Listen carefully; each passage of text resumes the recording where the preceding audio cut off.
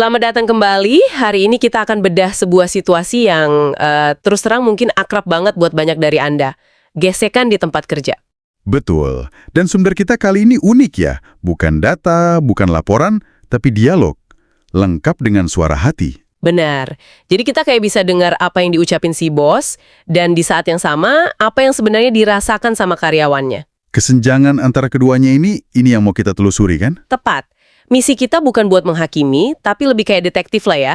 Kita mau bongkar logikanya dan lihat gimana undang-undang itu bisa dipakai. Dipakai sebagai tameng, tapi kadang juga sebagai senjata. Yalah itu dia. Oke, kita mulai ya. Kita bedah dari sudut pandang si atasan dulu.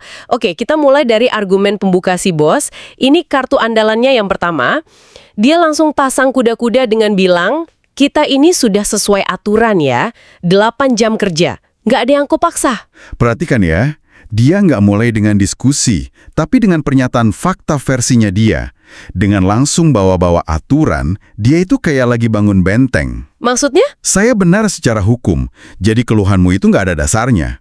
Ini cara yang klasik banget untuk mengendalikan narasi dari awal. Cerdas juga ya caranya. Jadi dia menempatkan diri di posisi atas sebelum perdebatannya mulai? Betul. Dan setelah fondasi aturan itu ditaruh, dia langsung kasih 2 pukulan tambahan. Apa aja tuh? Yang pertama, ancaman halus. Zaman sekarang susah cari kerja. Banyak yang mau di posisi kalian. Itu sering banget didengar. Yang kedua? Alasan kondisi usaha.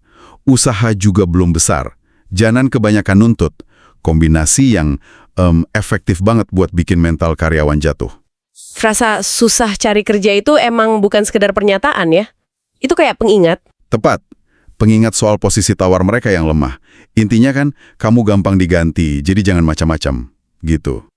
Lalu argumen usaha belum besar itu untuk membingkai setiap permintaan hak jadi kelihatan kayak tuntutan yang nggak tahu diri. Dan nggak loyal ya? Betul. Dan puncaknya dia sampai bilang, saya juga paham hukum kok. Ini sudah UU Cipta Kerja. Seolah-olah pengetahuannya soal satu UU itu jadi lisensi untuk semua kebijakannya. Nah, tapi narasinya ini mulai goyah kan? Terutama pas kita masuk ke isu yang paling sensitif. Uang. Iya, di sini pembenarannya jadi lebih kreatif ya. Kreatif sekali. Untuk gaji yang dicicil, dia ngomongnya gimana? Gaji kan tetap dibayar, walau nyicil kan dibayar. Lalu untuk THR? Dia ganti jadi, kan sudah ada uang hari raya. Dan untuk BPJS, nah ini alasan sejuta umat. Nanti dululah usaha lagi muter. Oke, kita berhenti di frasa itu. Usaha lagi muter. Ini titik krusialnya. Di permukaan kedengarannya wajar kan? Semua pengusaha pasti mau uangnya muter. Sangat wajar. Tapi sumber kita ngasih konteks yang mengubah segalanya. Suara hati si karyawan bilang, uangnya emang muter. Tapi muternya ke usaha lain milik si bos. Usaha kain. Dan ini yang mengubah seluruh perspektifnya. Ini bukan lagi cerita soal pengusaha kecil yang berjuang dengan arus kas. Ini cerita tentang alokasi prioritas. Jadi dana dari satu bisnis yang sebenarnya, menurut karyawan, cukup ramai. Dialihkan untuk jadi modal di bisnis lain. Artinya, ini adalah sebuah strategi bisnis yang sangat sadar. Strategi yang resikonya nggak ditanggung sama pemilik modal, tapi malah dialihkan semua ke karyawan. Persis. Karyawan yang harus menanggung akibatnya. Gaji dicicil, hak ditunda. Jadi ini bukan lagi soal, saya tidak mampu. Tapi ini soal, saya tidak mau. Tidak mau memprioritaskan kewajiban. Tepat sekali. Risiko untuk ekspansi bisnis itu harusnya ada di pundak pemilik, bukan di pundak pekerja yang gajinya aja nggak dibayar penuh. Yang terjadi di sini itu subsidi silang antar bisnis. Di mana kesejahteraan karyawan dari bisnis pertama dikorbankan. Dikorbankan untuk membiayai ambisi bisnis kedua. Ini inti dari kesalahan paling fundamental si bos. Oke, jadi gambaran dari sisi atasan udah jelas ya. Narasi pengusaha taat aturan yang lagi berjuang, padahal di baliknya ada mesin alokasi dana yang berjalan dengan mengorbankan hak karyawan. Sekarang, mari kita lihat dari sisi satunya. Betul. Gimana rasanya jadi bahan bakar untuk mesin itu setiap hari? Nah, sekarang mari kita dengar suara yang tidak terucap dari sisi karyawan. Peralihan ini penting banget. Karena disinilah kita menemukan biaya yang sesungguhnya. Biaya yang nggak akan pernah ada di laporan laba lugi. Nah, itu dia. Si bos kan bangga bilang kerja 8 jam sesuai aturan. Tapi ternyata karyawan merasakan beban yang jauh-jauh lebih dari 8 jam itu. Ada satu kutipan yang nusuk banget dari suara hati mereka. Yang mana tuh? Kerja 8 jam penuh, tapi capek kami nggak pernah pulang tepat waktu dari pikiran. Wow. Kalimat itu merangkum semuanya ya. Ini bukan lagi soal capek fisik, angkat barang, layani pelanggan, bukan. Ini kelelahan mental. Betul, beban pikiran karena nggak tahu kapan sisa gaji dibayar. Stres mikirin tagihan. Energi emosional yang habis karena harus pura-pura semuanya baik-baik aja di depan bos. Beban ini yang mereka bawa pulang. Mengganggu waktu istirahat, waktu sama keluarga. Jadi masalahnya bukan di durasi kerjanya. Bukan, tapi soal martabat dan rasa aman yang direnggut selama durasi itu. Dan rasa nggak adil ini makin kuat waktu mereka bandingin omongan bos dengan kenyataan yang mereka lihat tiap hari. Bosnya bilang untungnya juga cuma 10%. Tapi apa yang mereka lihat di lapangan? Tiap hari dapur rame, tiap bulan omset puluhan juta. Nah, disitulah kepercayaan itu hancur total. Karyawan mungkin nggak bisa baca laporan keuangan ya, mereka ngaku kok. Tapi mereka nggak bodoh. Mereka kan di garis depan. Mereka lihat langsung berapa banyak pelanggan, seberapa sering pesan bahan baku. Mereka punya intuisi bisnis dari lapangan.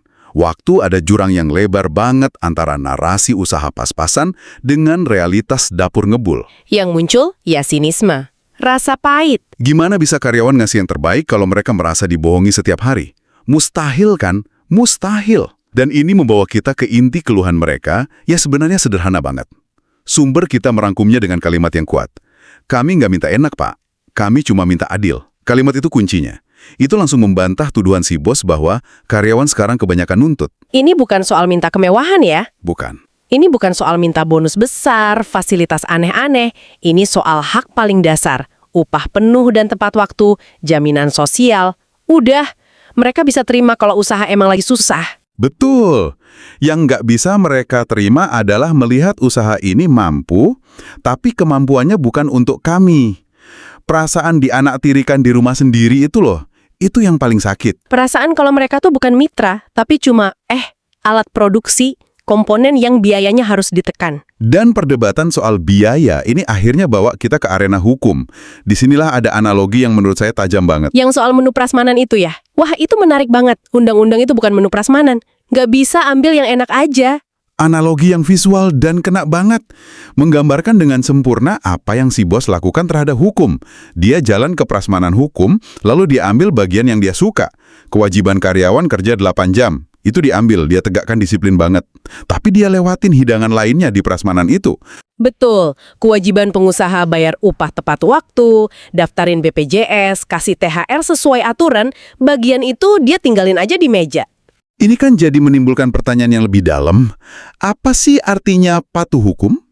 Apakah cuma nyentang 1-2 pasal yang bisa jadi tameng?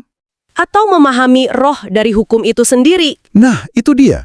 Semangatnya kan untuk menciptakan hubungan kerja yang adil dan manusiawi.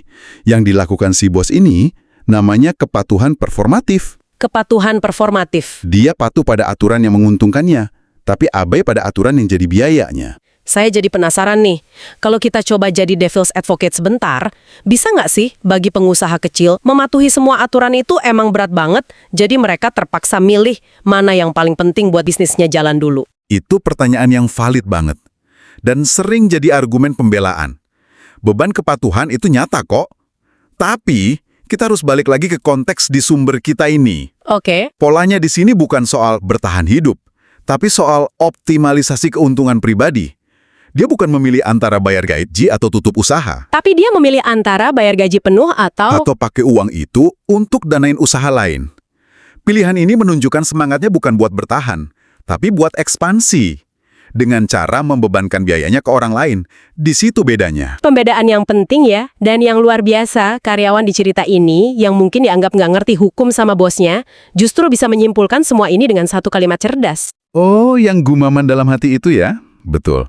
Waktu si bos lagi-lagi berlindung di balik UU Cipta Kerja, si karyawan mikir, dan ini kutipannya, kalau undang-undang cuma dipakai waktu menguntungkan, itu bukan patuh, Pak. Itu milih. Luar biasa. Kalimat itu meruntuhkan semua argumen si bos dalam sekejap. Langsung rontok semua. Karyawan itu berhasil mengidentifikasi inti masalahnya. Ini bukan soal legalitas, ini soal etika, soal integritas. Si bos nggak sedang patuh hukum, dia lagi memanipulasi hukum. Dan ketika semua pembenaran logisnya rontok, topeng taat aturannya lepas, si bos kembali ke senjata terakhirnya. Kekuasaan mentah, betul. Responsnya saat terpojok. Karyawan sekarang kebanyakan nuntut. Dan di titik inilah kita dengar pengakuan yang paling jujur, paling rapuh, dan paling memilukan dari para karyawan. Suara hati yang menjelaskan kenapa mereka masih di sana. Betul, mereka bilang, kami bertahan bukan karena nyaman, Pak. Kami diam bukan karena setuju. Kalimat itu, itu benar-benar merangkum ketimpangan kuasa yang ekstrim. Pilihan mereka untuk bertahan itu bukan pilihan bebas. Sumber kita lalu merangkum ini semua dengan kesimpulan yang mengikat benang merahnya. Ketika satu usaha dijadikan mesin untuk menghidupi usaha lain, yang dikorbankan bukan angka, tapi manusia. Dan itulah harga yang sesungguhnya. Di atas kertas, di spreadsheet, mungkin ini kelihatan kayak strategi yang cerdas. Tapi dalam realitasnya, ada manusia yang ketenangan tidurnya, kesehatan mentalnya, hak dasarnya, dikorbankan demi efisiensi itu. Dan sebagai penutup bagian ini, ada satu lagi kalimat yang sangat merefleksikan beban emosionalnya. Kalimatnya begini, yang paling melelahkan dari kerja bukan 8 jamnya, tapi berpura-pura bahwa semua ini wajar. Kelelahan emosional, itu kata kuncinya. Energi yang dihabiskan tiap hari buat senyum, mengangguk, bilang siap Pak, padahal di dalam hati ada badai. Ada rasa nggak adil. Beban untuk terus-menerus pakai topeng ini, dalam jangka panjang, seringkali jauh lebih merusak daripada capek fisik manapun.